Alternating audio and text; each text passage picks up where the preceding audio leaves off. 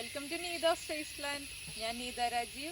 നമുക്ക് ഇവിടെ നിന്നുകൊണ്ട് ഒരു പരിപ്പ് കറിയെക്കുറിച്ച് സംസാരിച്ചാലോ? പരിപ്പ് കറിയെക്കുറിച്ച് സംസാരിക്കാന്ന് വെച്ചിട്ടുണ്ടെങ്കിൽ ഞാൻ ഉദ്ദേശിച്ചത് പരിപ്പ് മുളക് കറിയാണ്. പരിപ്പ് മുളക് കറി എന്ന് പറഞ്ഞാൽ നമുക്ക് വളരെ എളുപ്പത്തിൽ ഉണ്ടാക്കാൻ പറ്റുന്ന ഒരു കറിയാണ്. പക്ഷെ അത് ഇങ്ങനെ ഒരു പരിപ്പ് മുളക് കറി ഞാൻ ചെയ്യുന്നതിൻ്റെ കാരണം എന്താണെന്ന് വെച്ചിട്ടുണ്ടെങ്കിൽ ഇപ്പോൾ നമ്മൾ കുക്കിംഗ് പഠിച്ചു വരുന്ന കുട്ടികളുണ്ടല്ലോ, അവർക്ക് വേണ്ടിയിട്ടാണ് വളരെ സിമ്പിളായിട്ടുള്ള ഒരു പരിപ്പ് മുളക് കറി ചെയ്യാൻ തീരുമാനിച്ചത്. നമ്മൾ ഒരു കപ്പ് പീസ് പരിപ്പ് എടുത്ത് വേവിക്കുക. അതിനുശേഷം കുറച്ച് ഉള്ളി അല്ലെങ്കിൽ സവാള, ഏതാണോ നമ്മുടെ ഇഷ്ടം. സവാള ആണെങ്കിൽ കുറച്ചും കൂടി ടേസ്റ്റ് ആയിരിക്കും.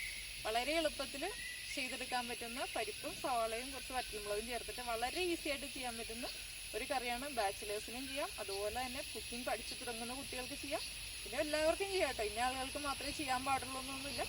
അപ്പോൾ നമുക്ക് എങ്ങനെയാണ് വളരെ ഈസി ആയിട്ടുള്ള പരിപ്പ് മുളക് കറി ചെയ്യുന്നതെന്ന് നോക്കാം. നമുക്ക് പരിപ്പ് മുളക് കറി ഉണ്ടാക്കാൻ ആവശ്യമായിട്ടുള്ള ഇൻഗ്രീഡിയൻസ് നോക്കാം. നമ്മൾ ഒരു കപ്പ് പരിപ്പ് നന്നായിട്ട് വേവിച്ചെടുത്തിട്ടുണ്ട്, സവാള ചെറുതായിട്ട് കട്ട് ചെയ്തെടുത്തിട്ടുണ്ട്, കടുക്, മഞ്ഞൾപ്പൊടി, വറ്റൽമുളക് ക്രഷ് ചെയ്തത്, പിന്നെ വറ്റൽമുളക് കട്ട് ചെയ്തെടുത്തിട്ടുണ്ട്, വെളുത്തുള്ളി, ഇഞ്ചി, കറിവേപ്പില, ഉപ്പ്, വെളിച്ചെണ്ണ. ഇതിപ്പോ മുളക് പൊടിയല്ല ഞാൻ യൂസ് ചെയ്യുന്നത്, ക്രഷ് ചെയ്തിട്ടുള്ള വറ്റൽമുളകാണ്. കാശ്മീരി ചില്ലി പൗഡർ അല്ല, നമ്മുടെ സാധാരണ വറ്റൽമുളകാണ് യൂസ് ചെയ്യുന്നത്. പരിപ്പ് പ്രഷർ കുക്കറിൽ ഒരു വിസിൽ വരുന്നത് വരെ വേവിച്ചെടുത്തതാണ്. ഉപ്പ് ചേർക്കാതെയാണ് പരിപ്പ് വേവിച്ചത്. അതിനുശേഷം പ്രഷർ പോയതിനു ശേഷം കുക്കർ തുറന്നിട്ട് കുറച്ച് ഉപ്പ് ചേർത്ത് നന്നായിട്ട് തിളപ്പിച്ചെടുത്തതാണ്. ഉപ്പ് ചേർത്തിട്ട് വേവിക്കുകയാണെങ്കിൽ ഒരു വിസിലിൽ പരിപ്പ് വേവില്ല, അതുകൊണ്ടാണ് ഉപ്പ് ചേർക്കാതെ വേവിച്ചത്. ഇനിയിപ്പോ നമുക്കിത് കറിയാക്കി എടുക്കാം. നമ്മുടെ ചട്ടി നന്നായിട്ട് ചൂടായി വന്നിട്ട് നമുക്ക് ഇതിലേക്ക് വെളിച്ചെണ്ണ ചേർക്കാം.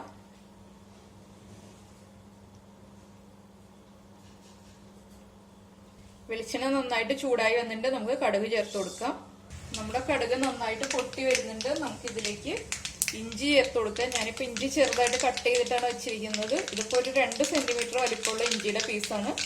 ഇഞ്ചി ചേർക്കുമ്പോൾ തന്നെയാണ് വെളുത്തുള്ളി ചേർക്കുന്ന ആളുകളാണെങ്കിൽ വെളുത്തുള്ളി ഇതുപോലെ തന്നെ കട്ട് ചെയ്തിട്ട് ചേർക്കാം, അല്ലെങ്കിൽ ചതച്ചിട്ടും ചേർക്കാം. ഇഞ്ചിയും വെളുത്തുള്ളിയും ഞാനിപ്പോ കട്ട് ചെയ്താണ് ചേർക്കുന്നത്.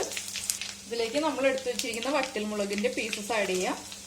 ഇതിലേക്ക് നമ്മൾ ചെറുതായിട്ട് കട്ട് ചെയ്ത് വെച്ചിരിക്കുന്ന സവാള ചേർക്കാം. ഇതിപ്പോ ഒരു സവാളയാണ് കട്ട് ചെയ്തെടുത്തിട്ടുള്ളത്.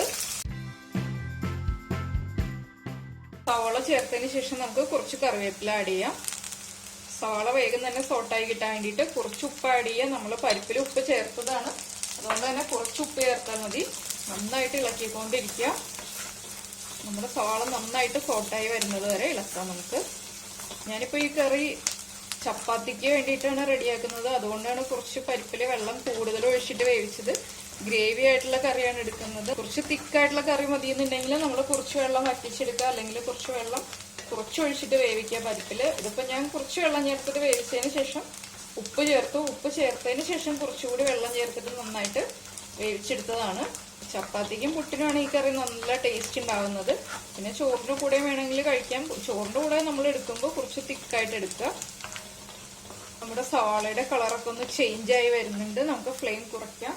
ഫ്ലെയിം കുറച്ചതിന് ശേഷം കുറച്ച് മഞ്ഞൾപ്പൊടി ചേർക്കുക. ഒരു 1/4 ടീസ്പൂൺ മഞ്ഞൾപ്പൊടി ചേർക്കുക. ക്രഷ് ചെയ്ത് വെച്ചിരിക്കുന്ന വറ്റൽമുളക് ചേർക്കാം. ഞാനിപ്പോ ഒരു 5 വറ്റൽമുളക് ക്രഷ് ചെയ്തെടുത്തിട്ടുണ്ട്. വറ്റൽമുളകിന്റെ ആ ഒരു റോ സ്മെല്ല് മാറുന്നത് വരെ നമ്മൾ നന്നായിട്ട് സോട്ട് ചെയ്തിട്ട് എടുക്കുക. നമ്മുടെ വറ്റൽമുളകിന്റെ റോ സ്മെല്ല് മാറി വന്നിട്ട് നമുക്ക് ഇതിലേക്ക് വേവിച്ച് വെച്ചിരിക്കുന്ന പരിപ്പ് ആഡ് ചെയ്യാം. നന്നായിട്ട് മിക്സ് ചെയ്യാം. ഇനി നമുക്ക് ഫ്ലെയിം കൂട്ടി വെക്കാം. നമ്മുടെ പരിപ്പിലേക്ക് മുളകൊക്കെ ഒന്ന് പിടിച്ചു വരുന്നത് വരെ നമുക്ക് ഹൈ ഫ്ലെയിമിൽ ഇട്ടിട്ട് കുറച്ച് സമയം നന്നായിട്ട് തിളപ്പിക്കാം. അതാ നമ്മുടെ പരിപ്പ് കറി റെഡി ആയിട്ടുണ്ട്. ഞാനിപ്പോ ഹൈ ഫ്ലെയിമിൽ വെച്ചിട്ട് ഒരു 5 മിനിറ്റ് ആയിട്ട് ഇടയ്ക്കിടയ്ക്ക് ഇളക്കിക്കൊണ്ടിരിക്കുകയാണ്. ഈ ഒരു ഇത്ര ഗ്രേവി ഉള്ള രീതിയിലാണ് ഞാൻ ഉദ്ദേശിക്കുന്നത്. ചപ്പാത്തിക്ക് ആയതുകൊണ്ടാണ് ഇത്ര ഗ്രേവി എന്ന് പറഞ്ഞത്. പിന്നെ നമുക്ക് സെർവ് ചെയ്യാം. ഇപ്പൊ ഇതാ നമ്മുടെ പരിപ്പ് മുളക് കറി റെഡി ആയിട്ടുണ്ട്. വളരെ ഈസി ആയിട്ട് നമ്മൾ ഉണ്ടാക്കിയില്ലേ? ഇത്ര സിമ്പിൾ ആണ്. ഇതിപ്പോ കുക്കിംഗ് ഒന്നും അറിയാത്ത കുട്ടികൾക്ക് വേണ്ടിയിട്ടാണോ ഞാൻ ഈ പരിപ്പ് കറി ചെയ്തത്.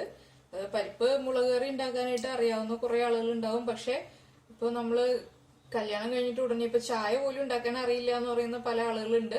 അപ്പോ കുക്കിങ്ങിനെ കുറിച്ച് ഒട്ടും കാര്യങ്ങളൊന്നും അറിയാത്ത കുട്ടികൾക്ക് വേണ്ടിയിട്ടാണ് ഇപ്പൊ ഈ പരിപ്പ് മുളക് കറി ഞാൻ ചെയ്തത്. അപ്പൊ എല്ലാവരും ഇതുപോലെ തന്നെ ഉണ്ടാക്കി നോക്കുക. ഉണ്ടാക്കി കഴിച്ചതിന് ശേഷം ഫീഡ്ബാക്ക് അറിയിക്കുക. നമുക്ക് അടുത്ത ഡിഷുമായിട്ട് അടുത്ത ദിവസം കാണാം. ബൈ. നമ്മളിപ്പോ രാജാക്കാട് എത്തിയിട്ടില്ല. രാജാക്കാടേക്ക് പോകുന്ന വഴിയിലാണ് അപ്പോൾ 4 മണിയായിട്ടേ ഉള്ളൂ, പക്ഷെ നന്നായിട്ട് ഇരുട്ടായി തുടങ്ങി. വേഗം തന്നെ നമ്മുടെ ക്ലൈമറ്റ് ചേഞ്ച് ആയി വരുന്നുണ്ട്. പിന്നെ ഇപ്പോൾ ഉടനെ തന്നെ ഇരുട്ടാവും കേട്ടോ.